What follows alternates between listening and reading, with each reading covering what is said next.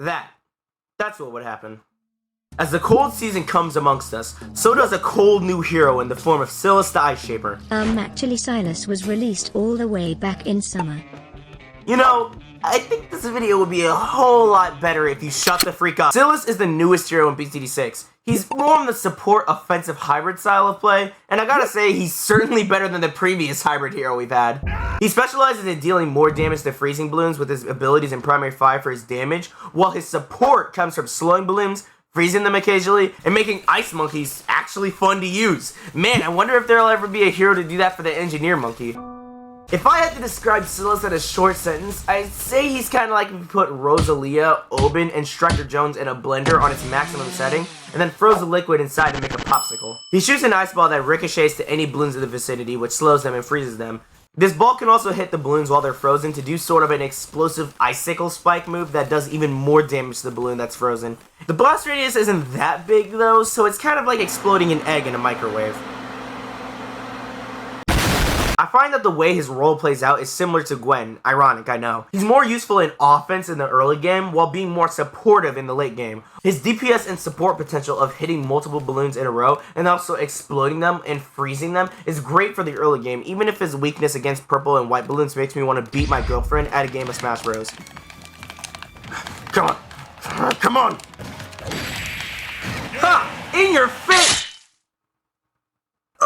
Easily his most fun utility is his ability to freeze water to allow you to place regular land monkeys on the ice, similar to the snowstorm. However, not only is Silas way less expensive by comparison, but he also has the added benefit of being able to stand on it himself. Oh cool, Ninja Kiwi added a new beginner map. Fuck my life. Even though I always loved the idea of the snowstorm, the problem is that since they can't be placed on water themselves, you'd sometimes have to do some stuff like... With Silas, on the other hand, it's as easy as 1, 2, 3. Man, everything about this hero is so cool. Even his voice, which, funnily enough, doesn't sound like how I expected it to sound like. Sleek and sharp and made of winter. Sleek, sharp, and made of winter. Next to that, he can also reduce the cost of tier 5 ice monkeys by a sizable amount. This is good most of the time, but I sometimes end up running into a similar problem that I have with Rosalia's discounting, where I get enough money to buy the tier 5 ice monkey before it can even be discounted. Finally. Yeah, to be honest, after those abilities, Silas' support potential isn't really that special. All of his other utility mainly comes from slowing balloons and mobs down, so I guess we can move on to... You think this is funny? In a cosmic sort of way, yes. Well, Mr. Funny Man, is this how you get your sick kicks? What? It's just an ordinary absolute zero. Oh my goodness! That's right, Silus allows you to have 2 tier 5 ice monkeys. However, I only ever find it useful to have absolute zeros. Both of the other ice monkeys don't have their utility stack, and quite frankly, there's not a situation where you need 2 of them. Absolute zero, on the other hand, that's where we start turning on the oven and making some easy victories. You can easily combine this with a primary expertise village as well. Not only will you have the overall buff of the power of the ice monkeys in general, but you'll also have the buff of their cooldowns as well. And I'm gonna lie, this combo sucks. Just like every hero nowadays, Silas also has 3 abilities, and they're all relatively simple. His first ability basically just makes him deal more damage to frozen balloons and allows him to hit any balloon type. I mostly find myself using this as a, oh freak, I forgot this hero can't pop purple balloons, better spam abilities and hope I can at least pass the round. His second ability causes him and any other ice monkey to explode.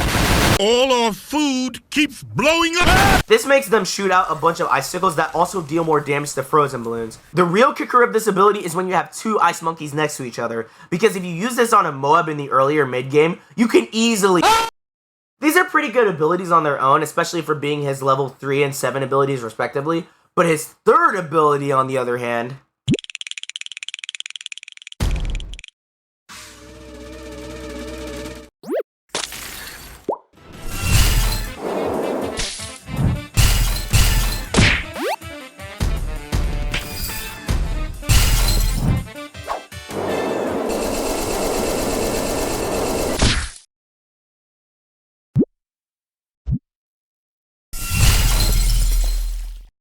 Wow, that's cold.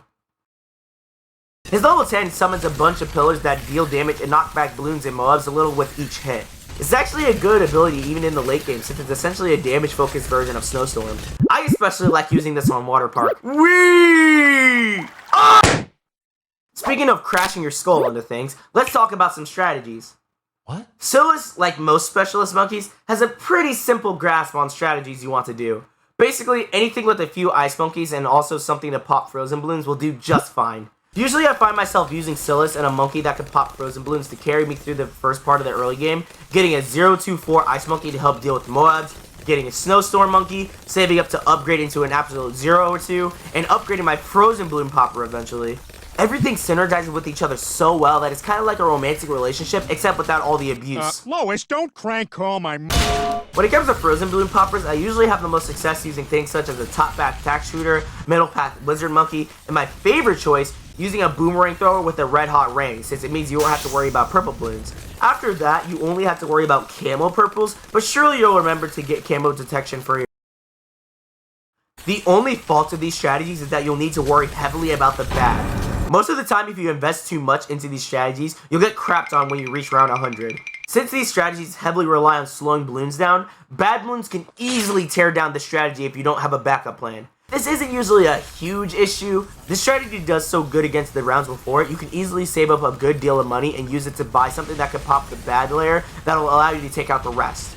Not to mention, if you're on a water map, you can easily just get a middle path submarine to do the bad one-shot strategy, since most of the time you end up doing enough damage to... Oh, you have got to be kidding! Well, overall, this hero is fun, well-balanced, and a great addition to BTD6. He's uniquely good and has a specific role to play that other heroes aren't good enough to replace him in, while also not being overpowered or anything from the get-go. And after the last few heroes, I honestly didn't know Ninja Kiwi knew how to do that. I'll give Silas a 9 out of 10 when it comes to heroes. His existence doesn't rival that of something like Geraldo's impact, which is fine. Not every hero needs to be some like reshaping of the meta or some crap. In his own right, he's still a great hero and a great addition to BTD6. Anyway, I'm gonna go head out and go into videos of Pat Fuzz. Later, everyone.